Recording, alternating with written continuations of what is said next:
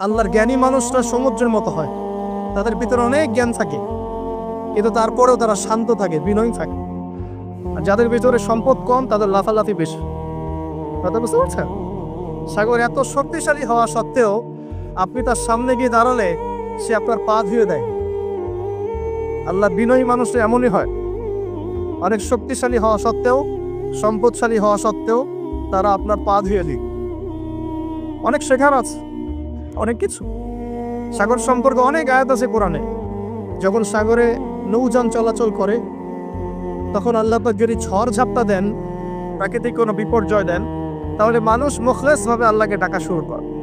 যখন সে সেখান থেকে উদ্ধার পায়, আল্লাহ পাক উদ্ধার করে দেন, বিপদ থেকে বাঁচিয়ে দেন, আবার সে আল্লাহর সাথে শিরক করা শুরু করে। এই আয়াতগুলো সূরা ইউনূসের মধ্যে আছে। তো আমরা চেষ্টা করব সাগরের মতো সম্পদশালী হওয়ার জন্য। সম্পদশালী ভিতর থেকে, ভিতরে সম্পদ থাকবে, যেমন ভিতরে জ্ঞান থাকবে, কিন্তু বাইরে বিনয়ী ভাব থাকবে। সাগরের মধ্যে পা ধুয়ে দেওয়ার মানসিকতা থাকতে হবে। এবং যখন সে আল্লাহর হুকুমে গর্জন প্রদান করা শুরু করে, তখন কিন্তু সামন পিছন সব ভাসিয়ে নিয়ে চলে। তাই নর্মালি শান্ত থাকতে হবে, যখন আল্লাহর হুকুম আসবে তখন ছাপিয়েও পড়তে হবে। কথা কি বুঝতে পারছে? সমুদ্রের মতো অনেক কিছু শেখার আছে। এগুলো শিখতে হলে আগে দৃষ্টিভঙ্গি চেঞ্জ করতে হবে। সাধারণ মানুষের মতো সব দেখলে হবে না, আপনাকে খিদির আলাইহিস সালামের মতো দেখতে হবে। কার মতন? মুসা আলাইহিস সালাম বলছেন যে নৌকা ফুটা করলেন কেন? সূরা কাহফ কেউ পড়েছেন? সূরা কাহফ পড়েছেন তো? নবী মুসা আলাইহিস সালাম বলছেন নৌকা ফুটা করলেন কেন? তিনি বলছেন নৌকা ফুটা না করলে জলদস্যু নিয়ে চলে যেত। মুসা আলাইহিস সালাম বলছেন নিষ্পাপ বাচ্চাকে হত্যা করলেন কেন? খিদির আলাইহিস সালাম বলছেন এই বাচ্চাকে হত্যা না করলে এই বাচ্চা বড় হয়ে বড় কাফের হতো, পিতা মাতাকেও কাফের বানাতো। মুসা আলাইহিস সালাম বলছেন এই দেয়াল কেন নির্মাণ করলেন পারিশ্রমিক ছাড়াই? তিনি বলছেন দেয়াল নির্মাণ না করলে এর নিচে থাকা সম্পদ, এতিম বাচ্চাদের সম্পদ মানুষ নিয়ে চলে যেত। তিনটা প্রশ্নেই মুসা আলাইহিস সালাম বাইরের চোখ দিয়ে দেখেছেন, খিদির আলাইহিস সালাম তার ভিতরের চোখ দিয়ে দেখেছেন। এই যুগে যদি আপনি ফিতনা চিনতে চান, সভ্যতাকে চিনতে চান, তাদের প্ল্যানগুলো বুঝতে চান, স্বাভাবিক দৃষ্টিভঙ্গি দিয়ে দেখলে হবে না, ভিতরের চোখ দিয়ে দেখা শিখতে হবে। এটা সবচেয়ে বড় কথা আজকের মাহফিল। দৃষ্টিভঙ্গি চেঞ্জ করতে হবে, তারপরে আপনি ফিতনা ধরতে পারবেন, সমাধানও খুঁজে বের করতে পারবেন ইনশাআল্লাহ। তবে বাস্তবতা কি জানেন? বাস্তবতা হচ্ছে খিদির আলাইহিস সালামের মতো মানুষদেরকে এই সমাজ মূল্যায়ন করে না। যাদের মধ্যে খিদিরের মতো অন্তর্দৃষ্টি আছে তাদেরকে সমাজ মূল্যায়ন করে না, তাদেরকে মানুষ বলে পাগল। যেমন নবী সাল্লাল্লাহু আলাইহি ওয়াসাল্লামকেও মানুষ বলেছিল মাজনুন, পাগল হয়ে গেছে। নবী সাল্লাল্লাহু আলাইহি ওয়াসাল্লামকে মানুষ বলছে সাহেব, জাদুকর, মাজনুন, ফারিকুল জামাআ, বলছে সাবিঈ, কত কথা বলেছে। আল্লাহ পাক আমাদের সবাইকে কোরআন সুন্নাহ ভিত্তিক জ্ঞান অর্জন করার তৌফিক দেয় এবং খিদির আলাইহিস সালামের মতো অন্তর্দৃষ্টি লালন করার তৌফিক দেন। এই মহাসাগরের অস্তিত্ব আছে যেটা কুরসির উপরে, এর উপর আল্লাহ রাব্বুল আলামিনের আরশে আজিম, যেটাকে টেনে নিয়ে আসবে কতজন ফেরেশতা? 8 জন। আগে হাদিসটা শুনি। আল্লাহ পাক বলেছেন, দুঃখিত, নবী সাল্লাল্লাহু আলাইহি ওয়াসাল্লাম বলেছেন কিয়ামতের মাঠে আল্লাহ পাক 7 শ্রেণীর মানুষকে এই আরশের ছায়া ছায়া দিবেন। কত শ্রেণী? যুবক ভাইরা হাদিসটা খুব ভালো করে শোনেন, কারণ এখানে সবগুলো হওয়ার মতো সম্ভাবনা আপনার আছে। 7টা শ্রেণীর অন্তর্ভুক্ত হওয়ার সম্ভাবনাই যুবকদের আছে, সবার নাই। 1 নম্বর হচ্ছে ন্যায়পরায়ণ শাসক। সুযোগ আছে তো? শাসন ক্ষমতা খারাপ কিছু না, কিন্তু শাসন ক্ষমতা পেয়ে যদি মানুষ ন্যায় বিচার করে ভালো, যদি জুলুম করে তাহলে আল্লাহর সামনে জবাবদিহি করতে হবে। That's all. 2 নম্বর সেই ব্যক্তি যার অন্তর মসজিদের সাথে ঝুলন্ত থাকে। কার সাথে? মোবাইলের সাথে না। কার সাথে? এখন অন্তর কার সাথে ঝুলন্ত থাকে? মোবাইলের সাথে। মসজিদের সাথে অন্তর ঝুলন্ত মানে কি? এটা কি সত্যি সত্যি গলিয়ে ঝুলে আছে? রূপকতা। মানুষ তো রূপক অর্থ বুঝতে পারে না এখন। মানে আপনি নামাজের জন্য, জামাতে নামাজ পড়ার জন্য উদ্গ্রীব হয়ে থাকেন, এটা হলো মসজিদের সাথে ঝুলন্ত হৃদয়। এরপর সেই ব্যক্তি, সেই যুবক যে তার যৌবনকালটা আল্লাহ পাকের ইবাদতে কাটিয়ে দিয়েছে। সুযোগ আছে না? আছে কি নাই? যুবকদের সুযোগ আছে কি নাই? 4 নাম্বার সেই ব্যক্তি বা সেই 2 ব্যক্তি যারা একে অপরকে আল্লাহর জন্য মহব্বত করে, বয়ফ্রেন্ড গার্লফ্রেন্ড ট্রেডিশন বলা হচ্ছে না, বয়ফ্রেন্ড গার্লফ্রেন্ডের হারাম জেনার ভালোবাসা বলা হচ্ছে না। কি বলা হচ্ছে? দিনের জন্যে, আল্লাহর জন্যে দুজন পরস্পরকে ভালোবাসে, আল্লাহর জন্যেই বিচ্ছেদ করে। 5 নাম্বার, সেই ব্যক্তি যাকে, যুবক ভাই শোনেন ভালো করে, সেই ব্যক্তি যাকে কোনো সুন্দরী নারী জেনার জন্য ডাকে, সুন্দরী উচ্চ বংশের কোনো মেয়ে নিজেই জেনা করার জন্য ডাকে, কিন্তু যুবক বলে আমি আল্লাহকে ভয় করি, ইন্নী আখাফুল্লাহ, আমি আল্লাহকে ভয় করি। এরকম যুবক আছে এখনো বাকি সমাজে? এখন তো ইচ্ছা করেই মানুষ জেনা করে। এখন তো জেনা এত সহজ, মানুষ 1000, 1500, 2000 টাকা দিয়ে জেনা করতে পারে। এই সমাজে জেনা সহজ, বিয়ে হয়েছে কঠিন। এই সমাজে জেনাটা সহজ হয়ে গেছে, বিয়েটা কঠিন হয়ে গেছে। এই জন্য বিয়ের ঝামেলা অনেকে যেতে চায় না। জেনা করেই তো আমি যা উদ্ধার করার করছি। বিয়ে করলে খাওয়াতে হবে, নিজের গায়ে দাঁড়াতে হবে, এই লাগবে সেই লাগবে, সুবহানাল্লাহ। কিন্তু প্রিয় ভাই মনে রাখবেন, যদি আপনি জেনা থেকে বেঁচে থাকতে পারেন, আল্লাহ পাক আপনাকে সাক্ষাৎ মৃত্যুর হাত থেকেও বাঁচাতে পারেন। এটা আমি এমনি এমনি বলি নাই, দলিল দিচ্ছি। জেনা এমন একটা পাপ, যেই পাপ থেকে যদি কোনো যুবক নিজেকে বাঁচাতে পারে, আল্লাহ মউতের হাত থেকেও বাঁচাতে পারবে ইনশাআল্লাহ। কিভাবে? 3 বন্ধু যাচ্ছে রাস্তা দিয়ে, হঠাৎ করে ঝড়, বন্ধু 3 জন ঢুকে গেল গুহার মধ্যে। কিসের মধ্যে? গুহায়, যে পাহাড়ি এলাকায় আপনারা থাকেন যারা, গুহার মধ্যে। হঠাৎ করে পাহাড়ের পাথর দিয়ে গুহার মুখটা বন্ধ হয়ে গেল। এখন খোলার কোনো অপশন নাই। সবাই বলছে এখন 3 জন, এখন তো আমরা বের হতে পারবো না। সবাই সবার নেক আমলের ওসিলা দিয়ে আল্লাহর কাছে দোয়া করো। কিসের ওসিলা দিয়ে? নেক আমলের ওসিলা দিয়ে দোয়া করতে হয়। হাদিস, মৃত মানুষকে ওসিলা করে তার জন্যে নজর মানত জবাই করে দোয়া করতে হয়। নিজের নেক আমলের ওসিলা দিয়ে আল্লাহর কাছে দোয়া করতে হয়। আল্লাহ পাক এখন দোয়া শুনলেন। একজন বলছে, আমি আমার পিতা মাতাকে খুব খেদমত করতাম, তাদেরকে দুধ পান না করে দুধ পান করাতাম না, নিজেও করতাম না, ছেলেদেরকে করাতাম না। আল্লাহ, এই কাজটা তোমার ভালো লাগলে আজকে গুহার মুখ থেকে পাথর সরিয়ে দাও। পাথর একটু সরে গেল। পাথর আল্লাহর কথা শোনে কিনা? শোনে না? সবাই আল্লাহর কথা শোনে। আগুন আল্লাহর কথা শোনে কিনা? ইব্রাহিমের জন্য আগুন ঠান্ডা হয়ে যায় নাই? আচ্ছা, তারপরে আরেকজন দোয়া করছে, আল্লাহ, আমার এক কর্মচারী ছিল, তার বেতন বাকি ছিল, সে বেতন না নিয়ে চলে গেছে, আমি সেই বেতনটা দিয়ে কিছু গবাদি পশু কিনেছি। আস্তে আস্তে গবাদি পশু বেড়েছে, অনেক দিন পর সে এসেছে টাকা চাওয়ার জন্য। আমি বলেছি সবই তোমার, সব নিয়ে চলুন। সে বলেছে, আপনি কি ফাইজলামি করতেছেন আমার সব? আমার টাকা আমাকে দেন।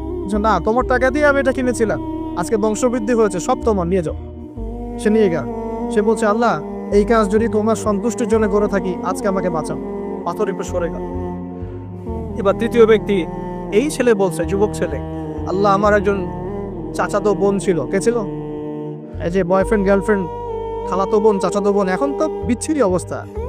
এখন এমন একটা অবস্থা, সভ্যতার রিপোর্টগুলো পড়ে দেখি, ভাইও বোনের সাথে জেনা করে না। ওদের ওখানে নিজের আপন পিতার দ্বারাও মেয়ে হ্যারাসমেন্টের শিকার হচ্ছে। ওরা আমাদেরকে শেখায় এখন ভালো কোনটা বলতো, আর আমরাও আমাদের মাথাটা কবে যে বিক্রি করে দিলাম। ওদের কাছ থেকে ভালো মন্দ শিখতে হচ্ছে, কোরআন সুন্নাহ বাদ দিয়ে ওদের কাছ থেকে ভালো মন্দ শিখতে হচ্ছে। তো চাচাতো বোনকে সে খুব ভালোবাসতো, তাকে সে পেতে চাইতো, মানে তার সাথে সেক্সুয়াল সম্পর্ক করতে চায়, সোজা কথা বল। এখন সেই মেয়েকে অনেক প্রস্তাব দেয়, সেই মেয়ে রাজি হয় না। শেষে বলে, যদি আমাকে 1000 বা 100 স্বর্ণ মুদ্রা দিতে পারো, দিনার, তাহলে আমি তোমার সাথে সেক্স করবো, মানে জেনা করবো। নাউজুবিল্লাহ। সেই ছেলে অনেক কষ্ট করে এই টাকাগুলো বা এই দিনারগুলো অর্জন করে, কামাই করে, দিন রাত পরিশ্রম করে, ঠিক আপনারা যেমন করছেন না। তো এরপর সে তার স্বর্ণ মুদ্রা দেয়, দিয়ে বলে যে এখন আমাকে আমার কাজ করতে দাও। তখন সেই মেয়ে রাজি হয়। ঠিক যে মুহূর্তে তারা সেক্সুয়াল সম্পর্কটা করবে, ঠিক ওই মুহূর্তেই এই মেয়ে বলে ওঠে, হে আল্লাহর বান্দা, আল্লাহকে ভয় কর। আমি সারা জীবন আমার সতীত্বকে ধরে রেখেছি, কাউকে দেইনি। আমি কারোর সাথে এরকম অন্যায় করি নাই, আমি খারাপ মেয়ে নই, তুমি আমার ইচ্ছুটা নষ্ট করো না। কে বলছে কথা? মেয়ে। ওই অবস্থা থেকে কি একটা ছেলে উঠে আসা সম্ভব? এটা কি এতটাই সহজ? এটা কিন্তু সহজ না। সত্যি কথা বলতে এই বিষয়টা কিন্তু এতটাও সহজ না। যারা অবিবাহিত তারা হয়তো বুঝতে পারবে না, বিবাহিতরা বুঝতে পারছে। তো ওই অবস্থা থেকে সেই টাকাগুলো না নিয়ে সেই স্বর্ণমুদ্রা মেয়েকে দিয়ে ওখান থেকে সেই ছেলে উঠে আসে আল্লাহর ভয়ে। সে এখন গুহার মধ্যে আটকা পড়েছে, আল্লাহকে বলছে, আল্লাহ ওই দিন ওই কাজ যদি তোমার সন্তুষ্টির জন্য করে থাকি, আজকে আমাকে মৃত্যুর হাত থেকে বাঁচাও।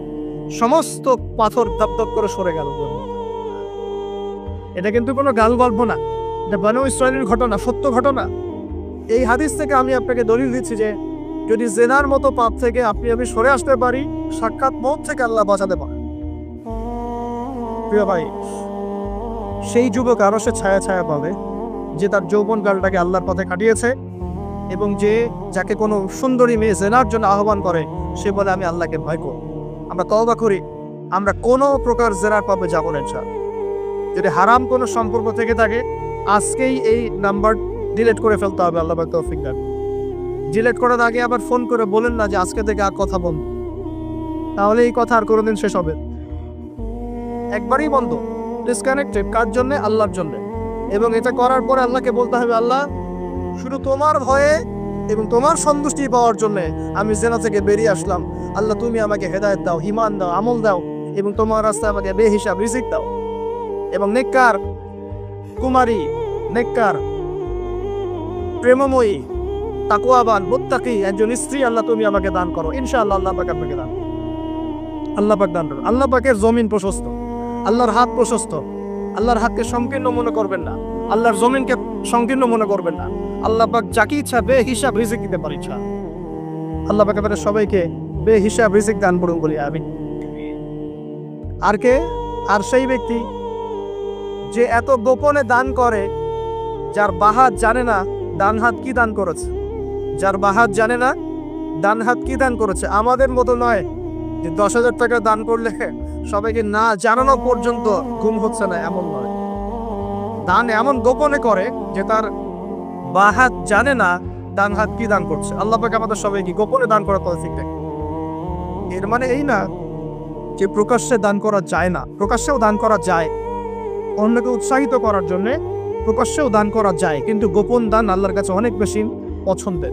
আর 7 নম্বর সেই ব্যক্তি যে নীরবে নিভৃতে গোপনে আল্লাহর কথা স্মরণ করে কাঁদে এবং তার চোখ দিয়ে অশ্রু প্রবাহিত হয়। এই 7 শ্রেণীর মানুষকে আল্লাহ পাক কিয়ামতের মাঠে আরশের ছায়া দিবেন। আমরা কি পেতে চাই? আল্লাহ পাক এই আরশ সবার আগে সৃষ্টি করেছেন। তারপর কি সৃষ্টি করেছেন? কলম। কি? কলম। কলম সৃষ্টি করে আল্লাহ পাক বলেছেন উক্তুব, লিখো। কলম বলছে মাযা আক্তুব, আমি কি লিখবো? আল্লাহ বলছেন কিয়ামত পর্যন্ত যা হবে সব লিখো। লাউহে মাহফুজে কলম লেখা শুরু করেছে, কিয়ামত পর্যন্ত যা হবে সব লেখা হয়ে গেছে। অতএব রিজিক নিয়ে আপনার টেনশন করার কোনো দরকার নেই। যা লেখা হয়েছে পাবেন ইনশাআল্লাহ। যদি হালাল পথে চান হালাল পথে পাবেন, হারাম পথে চাইলে হারাম পথে পাবেন। আপনি যা তাকদিরে আছে এর বাইরে আপনি কিছু পাবেন, যতই চেষ্টা করেন। আল্লাহ পাক আমাদের সবাইকে তাকদির নিয়ে সন্তুষ্ট থাকার তৌফিক দান করুন। এরপর আল্লাহ পাক এই মহাবিশ্ব সৃষ্টি করেছেন 7 আকাশ, 7টা মহাবিশ্ব। কয়টা? 7টা, মাত্র 6 দিনে। কয় দিনে? 6 দিনে। ফি সিনতাতি আইয়াম, 6 দিনে। আল্লাহ পাকের একদিন কিন্তু আমাদের দিনের মতো নয়। সূরা মাআরিজের মধ্যে আছে আল্লাহ পাকের একদিন আমাদের 50,000 বছরের সমান। কত হাজার বছর? 50,000 বছর। কিয়ামতের মাঠটাও হবে, ওই দিনটাও হবে 50,000 বছর।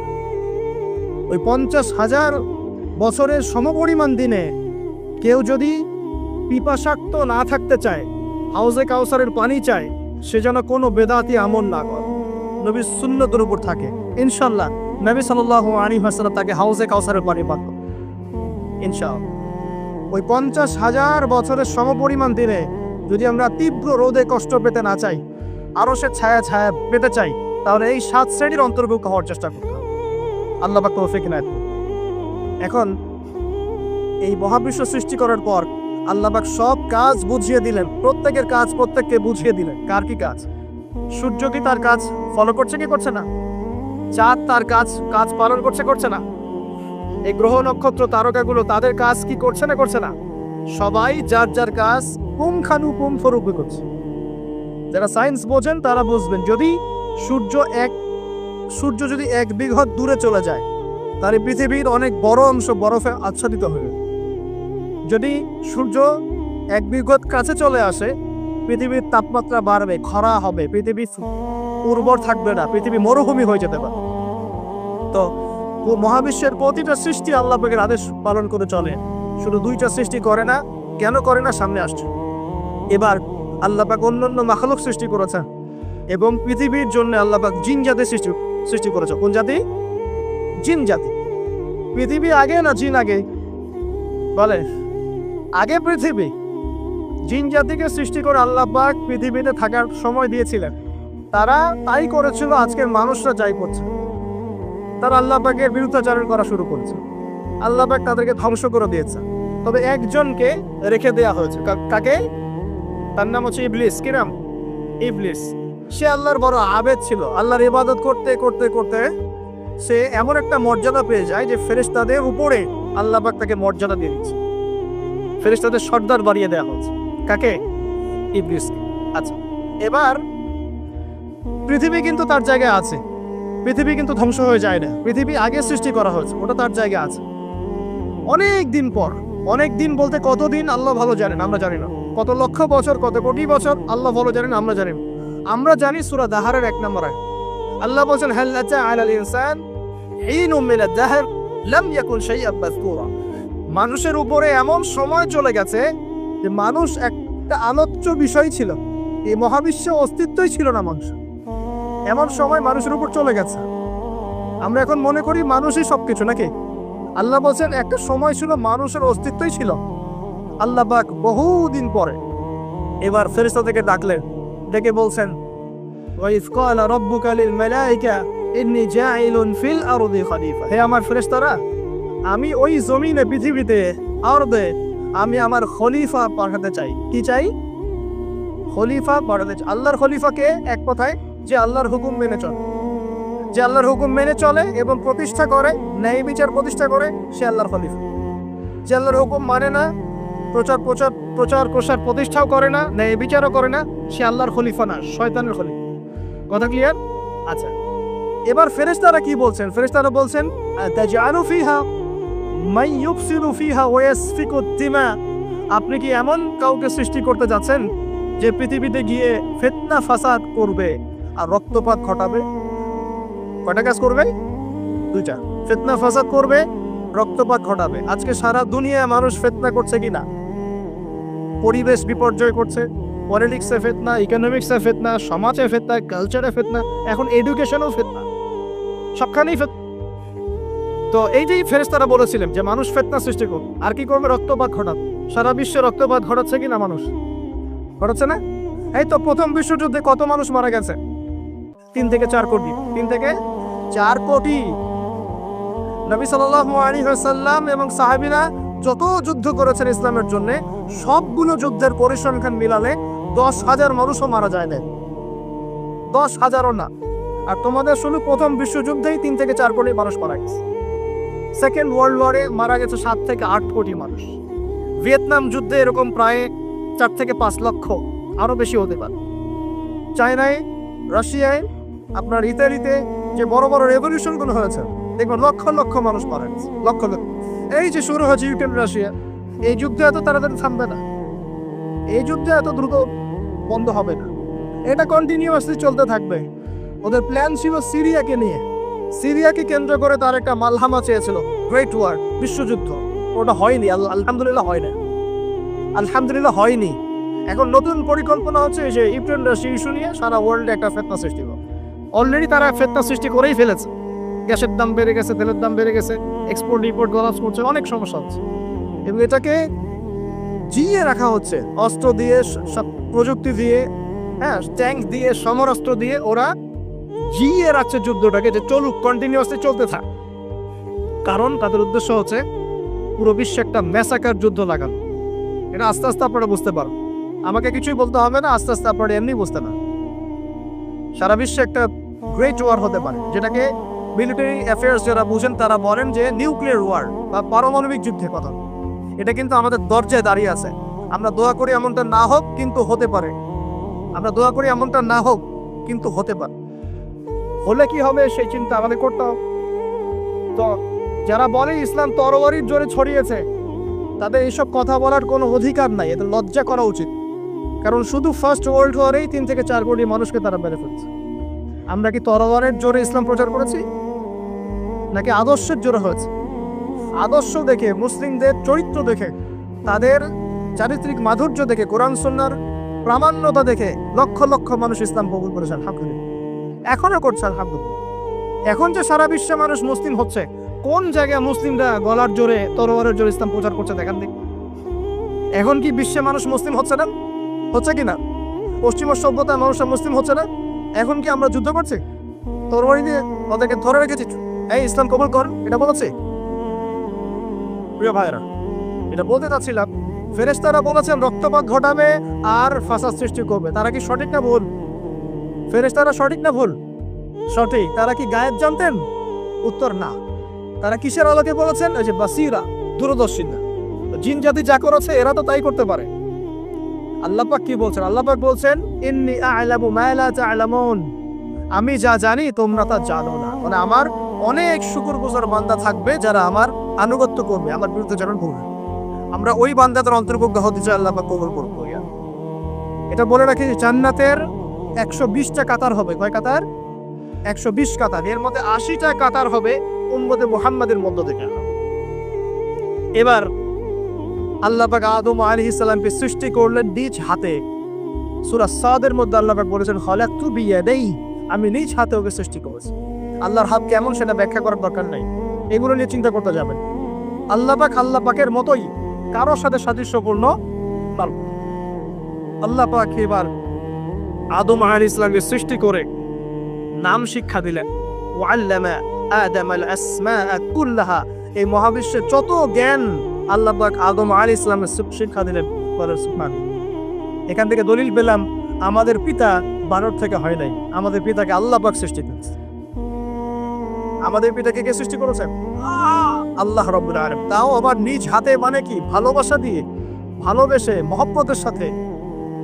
এই খলাকতু বিয়াদাই, আমি নিজ হাতে সৃষ্টি করেছি, এই কথা মানুষ ছাড়া, আদম আলাইহিস সালাম ছাড়া অন্য কারো জন্য আল্লাহ পাক বলেন নাই।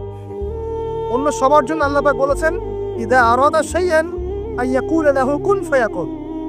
যখন আল্লাহ পাক কিছু করতে চান খালি বলেন কুন, হও, ফায়াকুন, হয়ে যায়। ওখানে আল্লাহ পাক বলেন নাই সাগর সৃষ্টি করেছে হাত দিয়ে, এই গ্রহ নক্ষত্র সৃষ্টি করেছে আমার হাত দিয়ে। আল্লাহ পাক এমনটা বলেন নাই। আদম আলাইহিস সালামকে আল্লাহ পাক কত মহব্বত করেন, আল্লাহ পাক বলছেন যে আমি তাকে আমার নিজ হাতে সৃষ্টি করেছি। আজকে তোমরা শেখাচ্ছ মানুষকে আস্তাগফিরুল্লাহ, যে মানুষ বানর থেকে হয়েছে। কত বড় কুফরি, কত বড় শিরক, কত বড় লজ্জা। নিজের সম্মান মানুষ নিজের ভাবে নষ্ট করতে পারে, নিজের সম্মান নিজে নষ্ট করতে পারে। আমাদেরকে আল্লাহ সৃষ্টি করেছেন আদম আলাইহিস সালাম থেকে। তারপরে যান, শুধু সৃষ্টি করেন নাই, আল্লাহ পাক সমস্ত নাম শিক্ষা দিয়েছেন। নাম মানে এখানে শুধু নাম, মঙ্গল, নেপচুন, প্লুটো এগুলো না। নাম মানে হচ্ছে জ্ঞান। নাম মানে কি? জ্ঞান। একটা এক্সাম্পল দেই, যখন আপনি বাচ্চাকে বলেন যে A for Apple, A for কি? অ্যাপল যে শেখাচ্ছেন, অ্যাপল বলতে কিন্তু সে শুধুমাত্র একটা ওয়ার্ড শিখে না, ও কিন্তু শিখে অ্যাপল মানে একটা এমন কিছু যেটা খেতে হয়। কি করতে হয়? খেতে হয়। যখন আপনি শেখান এ ফর অ্যান্ট, ও বুঝতে পারে অ্যান্ট হচ্ছে একটা সৃষ্টি, এটা চলাচল করে, কালো কালো দেখতে, ও কিন্তু মাথার মধ্যে ওটা ছবি এঁকে নেয়।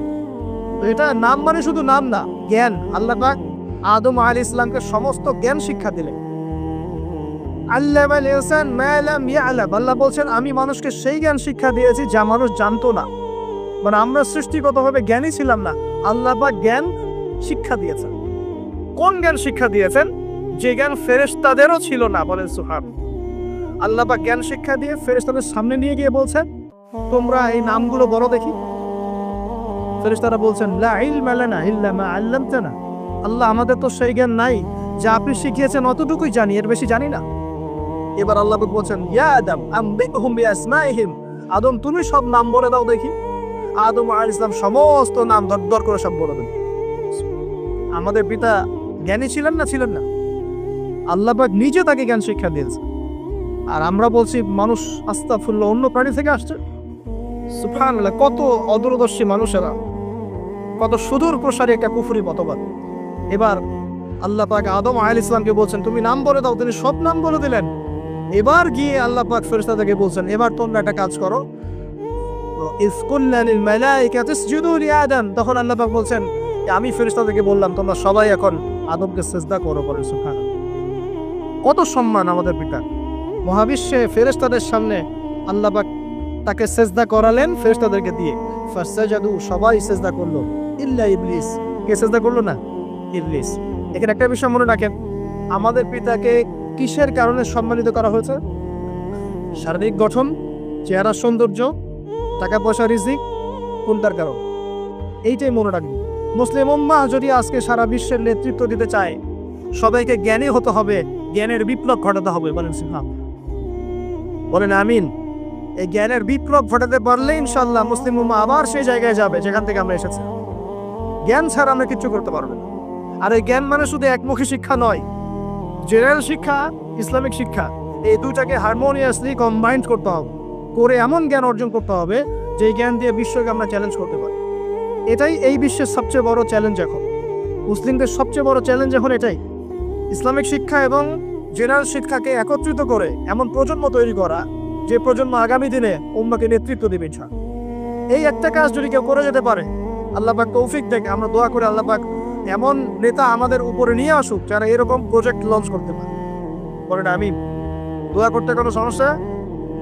অথবা যদি কেউ হাল না ধরে, আল্লাহ পাক যেন এমন কিছু মানুষ তৈরি করে দেন যারা এই জ্ঞানতাত্ত্বিক বিপ্লব নিয়ে কাজ করবে ইনশাআল্লাহ। এটা সবচেয়ে ইম্পর্টেন্ট কাজ এখন। না হলে আজকে থেকে 20-30 বছর পরে এই প্রজন্মকে আপনি আর খুঁজে পাবেন না। দেখবেন এমন প্রজন্ম চলে আসছে যারা বলবে আল্লাহর সাথে আমাদের কোনো সম্পর্ক নাই, নামাজ করবে না, রোজা রাখবে না, যাকাত দিবে না, আল্লাহকে চিনবে না।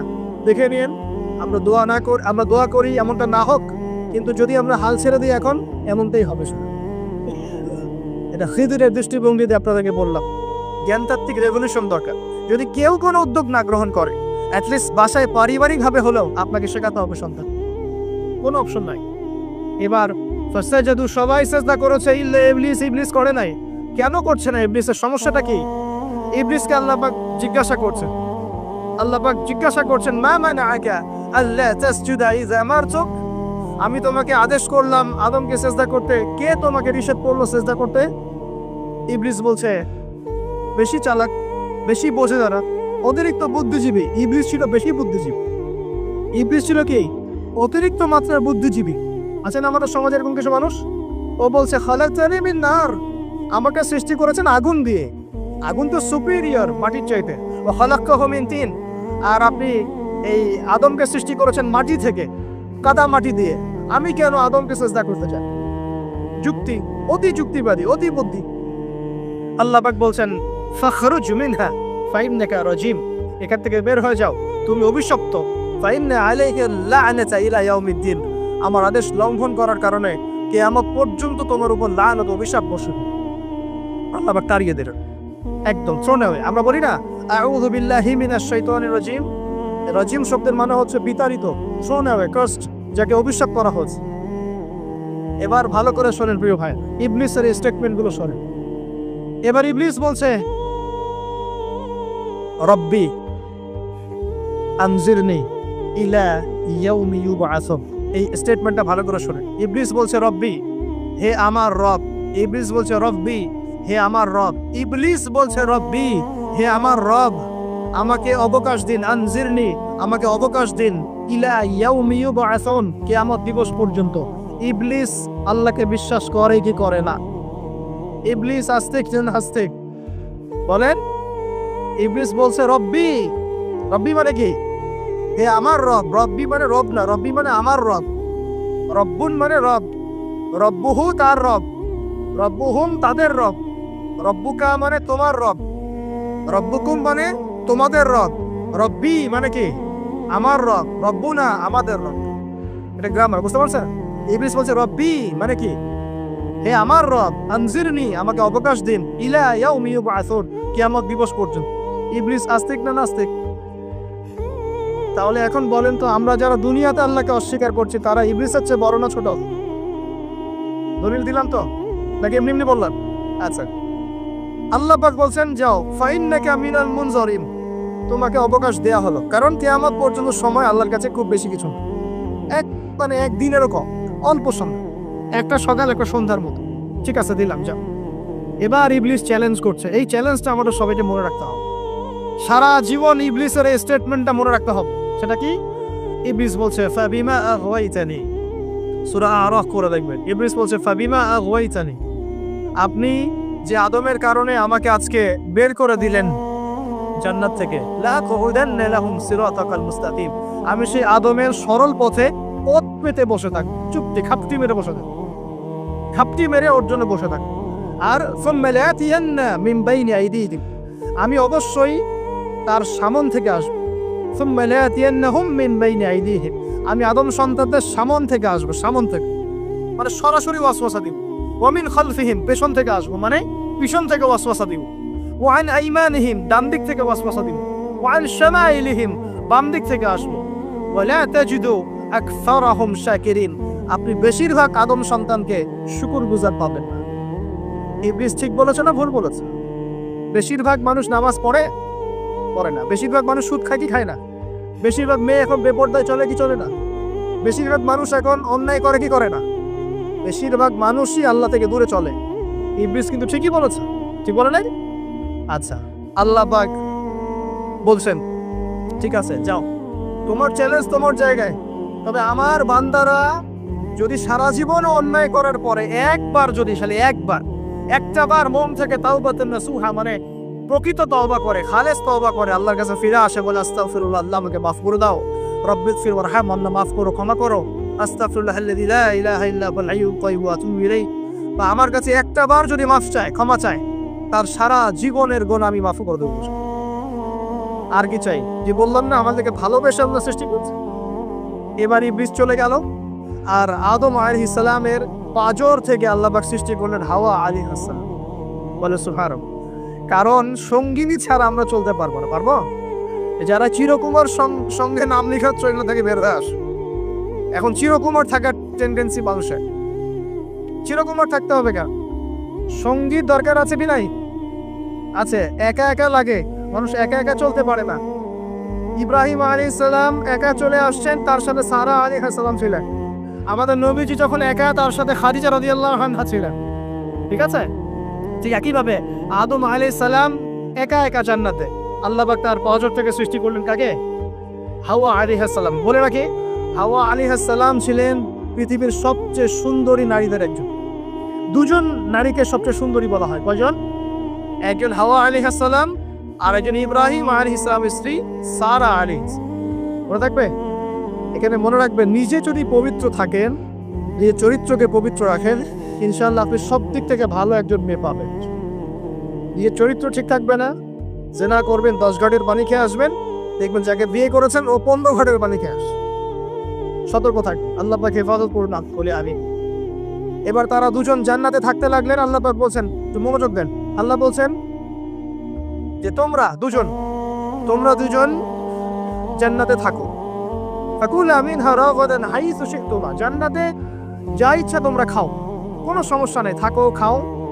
ওয়ালা তাকরাবা হাদিহিশ শাজারা, কিন্তু একটা আদেশ করছি তোমাদেরকে, এই যে গাছটা দেখছো, এই গাছের কাছেও যাবে না। শব্দগুলো বোঝার চেষ্টা করো। আল্লাহ পাক বলছেন না যে গাছের ফল খাবে না, আল্লাহ পাক বলছেন গাছের কাছেও যাবে না। ঠিক যেমন আল্লাহ বলছেন ওয়ালা তাকরাবু আমওয়ালাল ইয়াতীম, এতিমের মালের কাছেও যাবে না, আল্লাহ বলছেন এতিমের মাল খেও না। আল্লাহ বলছেন ওয়ালা তাকরাবু জিনা, জেনার কাছেও যেও না, আল্লাহ কিন্তু বলছেন না জেনা করো না। ঠিক একই ভাষায় আল্লাহ পাক বলছেন ওয়ালা তাকরাবা হাদিহিশ শাজারা, তোমরা দুজন এই গাছের কাছেও যাবেন। দ্যাটস অল, আর কোনো সমস্যা নেই, জান্নাতে থাক। এবার তারা জান্নাতে থাকতে লাগলেন। থাকতে থাকতে এক পর্যায়ে ইবলিস ওয়াসওয়াসা দেওয়া শুরু করলো। কি ওয়াসওয়াসা দিল যে আমাদের পিতা মাতা সেখানে চলে গেলেন? আবার বিষয় তো দেখো, কি এমন বললো ইবলিস যেটা আমাদের পিতা মাতা রিসিভড হয়ে গেলেন? এই কথাটা আছে সূরা তাহায়, কোন সূরা? তাহা পড়ে দেবে। আল্লাহ পাক বলছেন, ইবলিস আমাদের পিতাকে বোঝাচ্ছি, বলছে ইয়া আদম, হে আদম, হাল আদুল্লুকা, আমি কি তোমাকে জানিয়ে দিব, খবর দিব, আলা শাজারাতিল খুলদি ওয়া মুলকিন লা ইয়াবলা, এমন একটা গাছের কথা কি জানিয়ে দিব যেই গাছের কাছে গেলে বা তার ফল খেলে তুমি দুটো জিনিস পাবে, চিরস্থায়িত্ব পাবে, কোনোদিন মরবে না, আর বিশাল ক্ষমতার মালিক হবে। অন্য আয়াতে আসছে যে তোমরা ফেরেশতা হয়ে যাবে। এই দুটো কথা। তাহলে কি প্রলোভন দিল? চিরস্থায়িত্বের প্রলোভন এবং কি অমরত্বের প্রলোভন, অমরত্ব এবং ক্ষমতা। একটু মনোযোগ দেন, এই দুনিয়াতে যারা আল্লাহর পথ থেকে বিচ্যুত হয়ে গেছে বেশিরভাগ এই দুটা ক্ষমতার ফাঁদে, না হলে দুনিয়ার এই যে মোহ, অমরত্ব, দুনিয়ার জীবন নিয়ে পড়ে থাকা, এই দুনিয়ার প্রেমেই মানুষ নিজের পথ হারিয়ে ফেলেছে। এই দুটোই হয়েছে। এক পর্যায়ে পিতা মাতা চলে গেলেন, ফল খেয়ে ফেললেন, যদিও বা ফল খাওয়ার কথাটা কোরআনে নাই, কোরআনে আছে তারা গাছের কাছে চলে গেলেন। কি হলো গাছের কাছে যাওয়ার পরে? আল্লাহ পাক বলছেন যখন তারা গাছের কাছে চলে গেলেন, ভাই লক্ষ্য করেন, যখন তারা গাছের কাছে চলে গেলেন প্রথম যে ঘটনা ঘটলো, বাদাত লাহুমা সাওআতুহুমা, তাদের যে কাপড় ছিল জান্নাতের কাপড়, তাই কাপড়টা থাপাস করে খুলে। এখানে যদি আপনার কাপড়টা খুলে যায় কেমন লাগবে? বা কেউ যদি জোর করে কাপড় আপনার খুলে ফেলে কেমন লাগবে? কেউ যদি 10 জন জোর করে ধরে আপনার কাপড় খুলে দেয় কেমন লাগবে? আপনি নিজের জীবনের চাইতে বেশি কাপড়টা ধরে রাখার দিকে মনোযোগী হবেন না? আমাদের পিতা মাতাকে শয়তান জান্নাতে ফেরেশতাদের সামনে লগ্ন করে গেল, কাপড় খুলে করে গেল। তার মানে জান্নাতে আমাদের পিতা মাতাকে লগ্ন করেছে কে? ইবলিস। তাহলে দুনিয়াতে যারা এখন আমাদের গা থেকে কাপড় খুলতে চায়, বেপর্দায় চলতে চায়, পর্দাকে কুপ্রথা বলে, কুসংস্কার বলে, যারা বলে যে অশ্লীলতার বিপ্লব ঘটুক, পোশাকের কোনো বাঁধা নিয়ম না থাকুক, সবাই স্বাধীন, যারা নগ্নতা অশ্লীলতার প্রচার প্রসার চায়, যারা মুসলিমদের গা থেকে কাপড় খুলতে চায়, এরা তাহলে কার হয়ে কাজ করছে? যেই কাজ শয়তান করেছে জান্নাতে, ওই কাজই তারা করছে এখন জমিন। কথা কি প্রমাণ করতে পারলাম? প্রথম দুর্ঘটনা কোনটা? প্রথম দুর্ঘটনা এটা নয় যে তারা আল্লাহর হুকুম আহকাম ত্যাগ করেছেন, আল্লাহকে অস্বীকার করেছেন, কুফরি করেছেন, শিরিক করেছেন, এগুলো হয়নি প্রথমে। সর্বপ্রথম দুর্ঘটনা হয়েছে গা থেকে কাপড় খুলে পড়ে গেছে, তাও জান্নাতে সবার সামনে। এবার আমাদের পিতামাতা কি অবস্থা চিন্তা করে, লজ্জাস্থান প্রকাশিত হয়ে গেছে। এবার তারা জান্নাতের গাছের পাতা ছিঁড়ে ছিঁড়ে ছিঁড়ে গা এই লজ্জাস্থান ঢাকা শুরু করলেন। এটা সূরা আরাফের মধ্যে আছে। এবার আল্লাহ পাক তাদেরকে বললেন, আলাম আকুল লাকুমা, আমি কি তোমাদের দুজনকে বলি নাই, ইন্নাশ শাইতানা লাকুমা আদুউম মুবিন, শয়তান তোমাদের স্পষ্ট শত্রু, আমি কি তোমাদেরকে বলি নাই? এবার আমাদের পিতা মাতা দরদর করে চোখের পানি ফেলে দিয়ে আল্লাহকে বলছে, রব্বানা যালামনা আনফুসানা ওয়া ইল্লাম তাগফির লানা ওয়া তারহামনা লানাকুনান্না মিনাল খাসিরিন। এই দোয়া করার পর আল্লাহ পাক তাদেরকে মাফ করে দেবেন বলে সুবহান। কিন্তু জান্নাতে আর থাকা হলো না, জান্নাতে আর থাকা হলো না। আমরা অনেকে মনে করি এই ঘটনার কারণে হয়তো আল্লাহ পাক তাদেরকে নামিয়ে দিয়েছেন, এই কথাও ঠিক না। কেন ঠিক না? কারণ আল্লাহ পাক দুনিয়া সৃষ্টি করেছেন আগে, আর আল্লাহ আগেই মানুষ সৃষ্টি করার আগে আল্লাহ পাক বলেছেন দুনিয়াতে আমার খলিফা পাঠাবো। তার মানে দুনিয়াতে যে আদম আলাইহিস সালামকে পাঠানো হবে এটা আগে থেকেই লেখা ছিল, এটা পরীক্ষা। এবার নামিয়ে দিচ্ছেন আল্লাহ পাক, কুল নাহবিতু মিনহা জামিআ, তোমরা সবাই এখন নেমে যাও। কে কে নেমে যাও? আদম, হাওয়া, ইবলিস সব নেমে যাও। কোথায় নেমে যাও? দুনিয়াতে নেমে। ফাইম্মা ইয়াতিয়ান্নাকুম মিন্নি হুদান, দুনিয়াতে তোমাদের কাছে আমার পক্ষ থেকে হেদায়েত আসবে। কি আসবে? হেদায়েত মানে আল্লাহর কিতাব এবং নবী রাসূল আসবে। ফামান তাবিআ হুদায়া, যারা আমার হেদায়েতকে মেনে চলবে, ফালা খাউফুন আলাইহিম ওয়ালা হুম ইয়াহজানুন, তাদের কোনো টেনশন নাই, কোনো ভয় নাই। যে জান্নাত থেকে এসেছো ওখানেই ফিরে আসবে ইনশাআল্লাহ। কিন্তু ওয়াল্লাযীনা কাফারু ওয়া কাযযাবু বিআয়াতিনা, যারা আমার আয়াতকে মিথ্যা প্রতিপন্ন করবে, অস্বীকার করবে, ফাউলাইকা আসহাবুন নার, এরা হবে জাহান্নামের অধিবাসী। হুম ফিহা খালিদুন, তারা সেখানে ওই শয়তানের সাথে চিরস্থায়ী। এই দর্শনটা কি সহজ না কঠিন? দুনিয়াতে যাচ্ছ যাও, এই দুনিয়ার জীবন চিরস্থায়ী নয়, নির্দিষ্ট টাইম দেওয়া হয়েছে। এখানে মাতাউন ইলাহিন, এখানে নির্দিষ্ট সময়ের জন্য তোমাদেরকে রিজিক দেওয়া হবে, আবাসস্থল দেওয়া হবে, স্ত্রী সন্তান বাড়ি গাড়ি সব দেওয়া হবে, তবে এটা চিরস্থায়ী নয়। এখানে হেদায়েত আসবে, কোরআন সুন্নাহ আসবে, আল্লাহর ওহী আসবে, নবী রাসূল আসবেন। তোমরা যদি এই ওহী মেনে চলো, নবী রাসূলের আনুগত্য করো, আবার সেই জান্নাতে ফিরে আসবে ইনশাআল্লাহ, কোনো টেনশন নাই, কোনো ভয় নেই। কিন্তু যদি এই দুনিয়ার সংক্ষিপ্ত জীবনে শয়তানের তাবেদারি করা শুরু করো, তাহলে শয়তানের সাথেই পরকালে জাহান্নামে থাকতে হবে, জান্নাতে যাওয়া হবে। এই হলো পরীক্ষা। এবার আমরা দুনিয়াতে নেমে আসলাম, তার মানে আমরা এই দুনিয়ার বাসিন্দা ছিলাম না জান্নাত থেকে আসছি? দুইটা বিষয় একদম স্পষ্ট। আমাদের পিতা হচ্ছেন আদম আলাইহিস সালাম, যিনি বানর ছিলেন না, মানুষ ছিলেন, এক। আর দুই নাম্বার, আমরা এই দুনিয়াতে বিবর্তনবাদের মধ্য দিয়ে আসি নাই, সরাসরি জান্নাত থেকে আসছি। আল্লাহ পাক আদম আলাইহিস সালামকে জান্নাত থেকে দুনিয়াতে পাঠিয়েছে। জান্নাত থেকে সরাসরি দুনিয়াতে পাঠিয়েছে, বরং কোরআন এর উল্টা কথা বলেছে। কি কথা? কোরআন সূরা বাকারায় বলছে একটা জাতি ছিল, তার নাম বনু ইসরাইল। কি নাম? এই বনু ইসরাইলের মধ্যে একটা দলকে আল্লাহ বলেছিলেন শনিবারের দিনে মাছ ধরবে না। কি বলেছেন? শনিবারে এই যে সাগর আছে আপনাদের মনে করেন, শনিবারে মাছ ধরবেন। তো বনু ইসরাইল বেশি চালাক, অতি চালাক, যারা ওই যে দখল করে বসে আছে, ওরা দাবি করে আর কি, আসলে এরা সত্যিকারের বনু ইসরাইল নয়, এরা ইউরোপিয়ান জিউস, এরা কিন্তু সত্যিকারের বনু ইসরাইল নয়। এখন এরা অতি চালাক, মাছ ধরে নাই, কিন্তু মাছ ধরার বাদ দিয়ে রাখছে, মাছ আসে বাদ দিয়ে রাখি, পরে ধরব। এই পাপের কারণে, এই সীমা লঙ্ঘন করার কারণে সূরা বাকারা এবং সূরা আরাফে আল্লাহ পাক বলেছে ওই মানুষগুলোকে আল্লাহ পাক বানর বানিয়ে দিয়েছে। তাহলে মানুষ থেকে বানর হয়েছে এই দলিল কোরআনে আছে, পড়ে দেখেন। মানুষ থেকে যে বানর হয়েছে এই দলিল কোরআনে আছে, সূরা বাকারায় আছে, সূরা আরাফের মধ্যে। শনিবারের সীমা লঙ্ঘন করার কারণে এই অপরাধ, এই পরিণতি আল্লাহ পাক কিছু মানুষকে দিয়েছে। তারা এখনো জীবিত আছে কিনা আমরা জানি না, ওদেরকে আল্লাহ পাক বেড়ে ফেলেছেন না বেঁচে আছে আমরা এগুলো জানি না, কারণ কোরআন এগুলো নিয়ে কথা বলে না, এতটুকু কোরআন বলেছে। তবে এখনো কিন্তু বহু বাইরের মানুষ আকৃতির প্রাণীকে আল্লাহ পাক ভেতর থেকে বানর বানিয়ে দিচ্ছে, দেখছেন না? এটা নিয়ে একটা কথা বলতে চাই, সেটা হলো কিয়ামতের আগে আগে আরো কিছু মানুষকে আল্লাহ পাক কিন্তু শূকর এবং বানরে পরিণত করবে। এই হাদিসটা কি জানেন? হাদিসটা শুনে রাখেন, এটা আখিরুজ জামান রাতে আমাদের আলামত সংক্রান্ত হাদিসগুলোর মধ্যে পাবেন।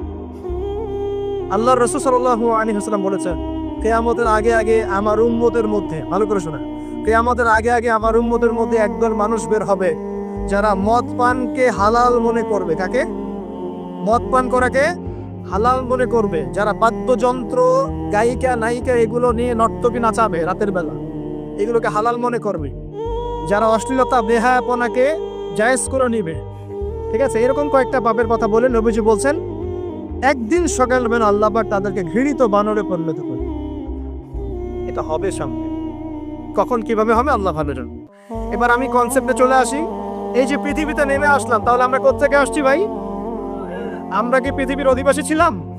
আমরা জান্নাতে ছিলাম, ওখান থেকে আল্লাহ পাক পাঠিয়েছে। এবার পৃথিবীতে এসে আদম আলাইহিস সালামের যুগে খুব একটা দুর্ঘটনা ঘটে নাই, একটা ঘটেছে। কয়টা? একটা।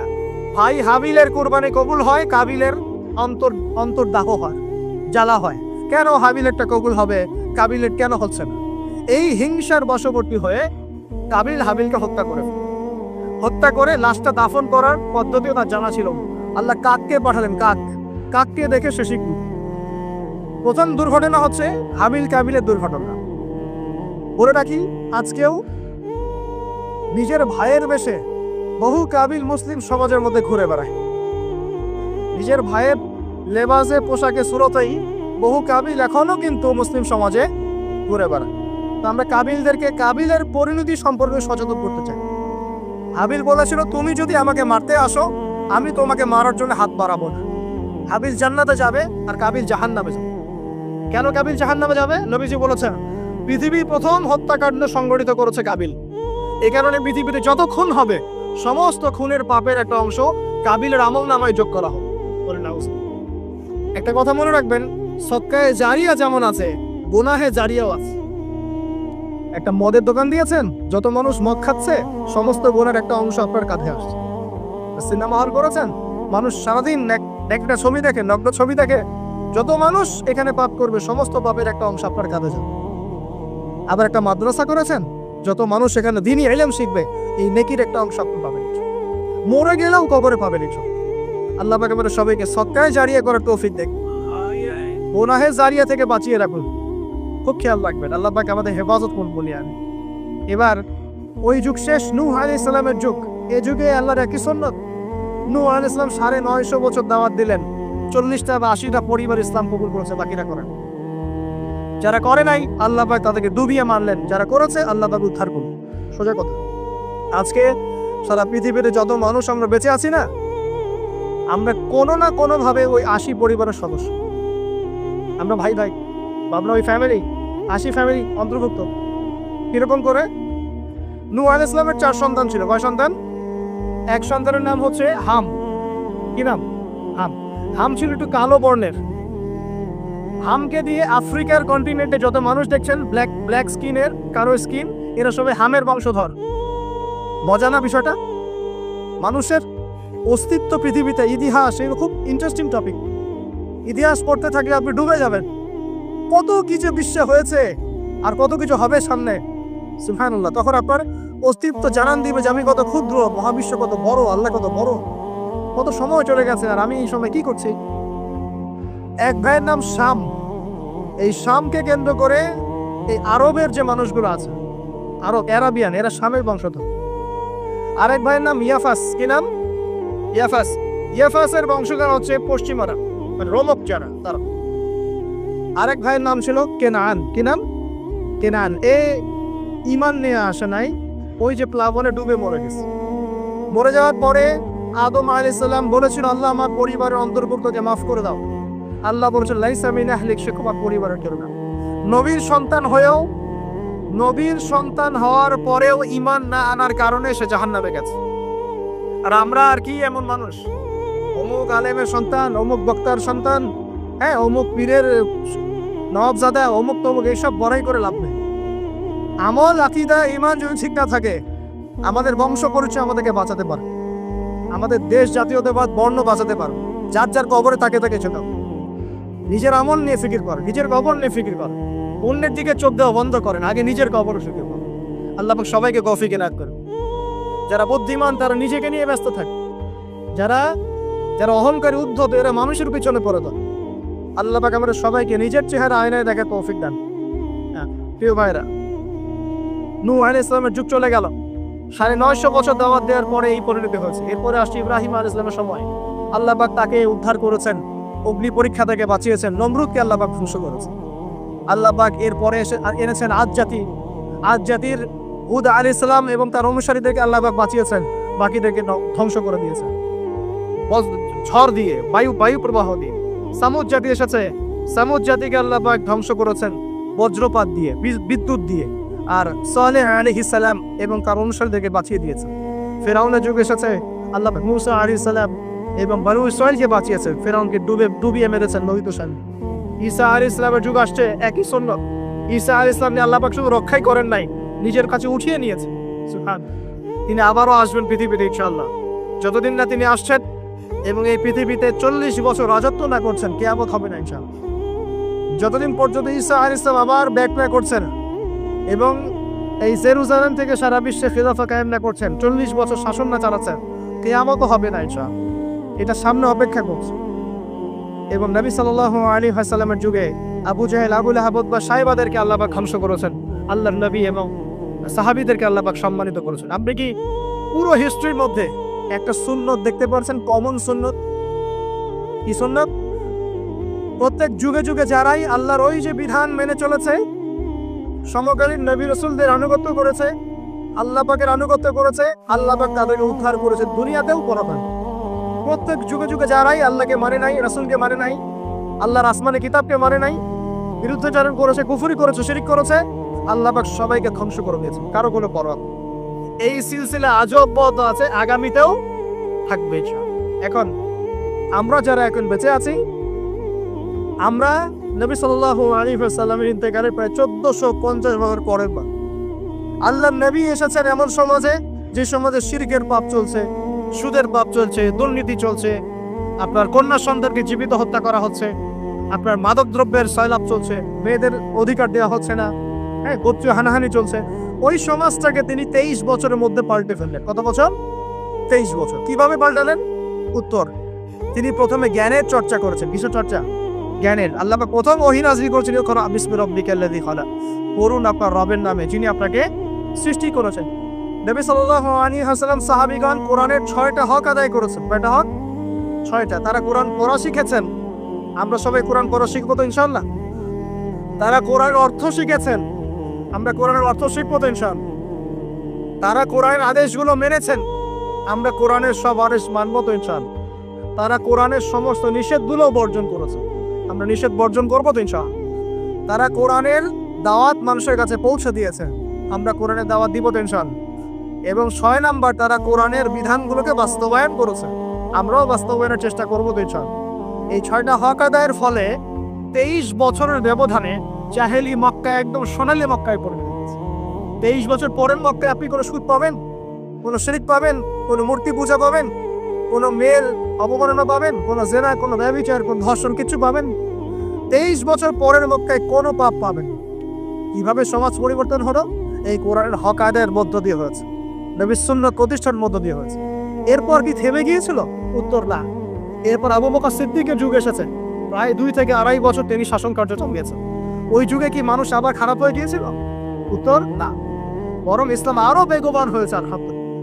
এরপর এসেছে ওমর রাদিয়াল্লাহু আনহুর যুগ। কত বছর? প্রায় 10 বছর। কত বছর? 10 বছর। এই 10 বছরে কি মুসলিমরা আবার খারাপ হয়ে গিয়েছিল? ওমর রাদিয়াল্লাহু আনহুর কোর্টের মধ্যে কি প্রতিদিন কেস আসতো? সারা বছরে একটা কেসও আসতো না। মানুষ এত ভালো ছিল, সারা বছরে একটা কেসও আসতো না। বরং যারা রাষ্ট্রীয় পর্যায়ে দায়িত্বশীল ছিল তারা এসে বলতো যে আমাদের ভাতাগুলো বন্ধ করে দেন, বসে বসে বেতন নিব কেন, কোনো তো কেসই আসে না, বসে থাকতো কেন? এরকম সমাজ ছিল। একজন ব্যক্তি খুঁজে পাওয়া যেত না যে নামাজ পড়ে না, একজন মুসলিম পাওয়া যেত না যে জাকাত দেয় না সামর্থ্য থাকলে, এমন মুসলিম খুঁজে পাওয়া যেত না যে কোরআন পড়তে জানে না, হাদিসে চর্চা করে না, যে দাওয়াতি কাজ করে না, যে আল্লাহর পথে দাওয়াতে জিহাদে আত্মনিয়োগ করে না, এমন মুসলিমই খুঁজে পাবে। এরপরে আসলো উসমান রাদিয়াল্লাহু আনহুর যুগ। ওই যুগে ফিতনা শেষের দিকে সৃষ্টি হওয়া শুরু। কোন বিষয়কে কেন্দ্র করে? কোরআন সংকলনকে কেন্দ্র করে ফিতনা সৃষ্টি হয়। আতাতায়ীদের, বিদ্রোহীদের হাতে উসমান রাদিয়াল্লাহু আনহুকে নির্মমভাবে শাহাদাত বরণ করতে হয়েছে। তিনি প্রায় 12 বছর শাসন কার্য চালিয়েছেন। ইসলাম আরো এগিয়ে গেছে। এরপর এসেছে আলী রাদিয়াল্লাহু আনহুর যুগ। আলী রাদিয়াল্লাহু আনহুর খেলাফতে ওই উসমান রাদিয়াল্লাহু আনহুর ঘটনাকে কেন্দ্র করে, হত্যাকাণ্ডকে কেন্দ্র করে মুয়াবিয়া রাদিয়াল্লাহু আনহু এবং আলী রাদিয়াল্লাহু আনহুর মাঝখানে একটা ব্যাটল, একটা যুদ্ধ হয়ে গেছে। এর নাম হলো সিফফিনের যুদ্ধ। কিসের যুদ্ধ? সিফফিন। যাই হোক, এক পর্যায়ে আলী রাদিয়াল্লাহু আনহুকে এরকম বিদ্রোহীদের হাতে, খারেজিদের হাতে শহীদ হতে হয়। বলেন ইন্না লিল্লাহি ওয়া ইন্না ইলাইহি রাজিউন। তারপরে হাসান রাদিয়াল্লাহু আনহু অল্প কয়েকদিন শাসন কার্য চালান। তারপর উম্মার ঐক্যের খাতিরে তিনি তার শাসন কার্যের ভারটাকে মুয়াবিয়া রাদিয়াল্লাহু আনহুর হাতে সুপর্দ করে দেন, যা ছেড়ে দিন। মুয়াবিয়া রাদিয়াল্লাহু আনহুর সময় থেকে উমাইয়াদের শাসন শুরু হয়। উমাইয়ারা শাসন করেছে প্রায় 132 হিজরি পর্যন্ত। কত হিজরি? 132 হিজরি পর্যন্ত, প্রায় 92 ইয়ার্স, 92 বছর তারা শাসন করেছে। এই সময় ইসলাম আরো এগিয়ে গেছে, পিছিয়ে যায় নাই। ফিতনা এসেছে, দমন করা হয়েছে। মুসলিমরা বীর দর্পে বিশ্বের বুকে শাসন কার্য চালিয়েছে। এরপর এসেছে আব্বাসীয়দের খেলাফত। জাব নদীর যুদ্ধে উমাইয়াদের পরাজয়ের পরে আব্বাসীয়রা ক্ষমতায় আসে।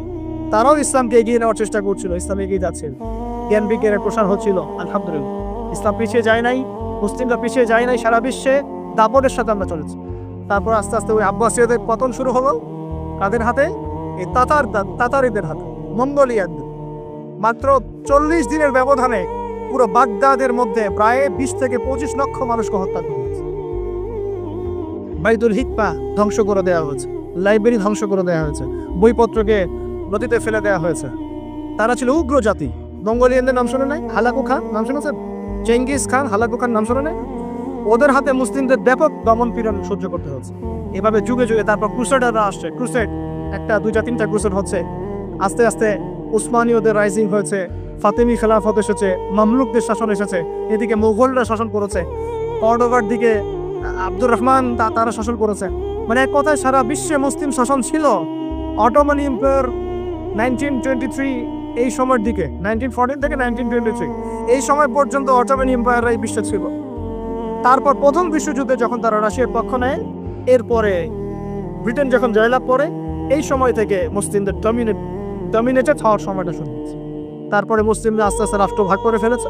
প্রত্যেক রাষ্ট্র টুকরা টুকরা হয়ে গেছে, ইউনিটি নষ্ট হয়ে গেছে, রাষ্ট্রের ভিতরে বিভিন্ন ফাসাদ তৈরি করে দেওয়া হয়েছে, মুসলিমদের ঐক্য ভেঙে গেছে, ইকোনমি দুর্বল হচ্ছে। সব মিলিয়ে আজকে মুসলিমদের আজকে এই অবস্থা হচ্ছে। আমাদের এখন যুবকরা চিনে না আল্লাহকে, নামাজ পড়তে মানুষ খুঁজে পাওয়া যাচ্ছে না, যাকাত দেওয়ার মানুষ পাওয়া যায় না।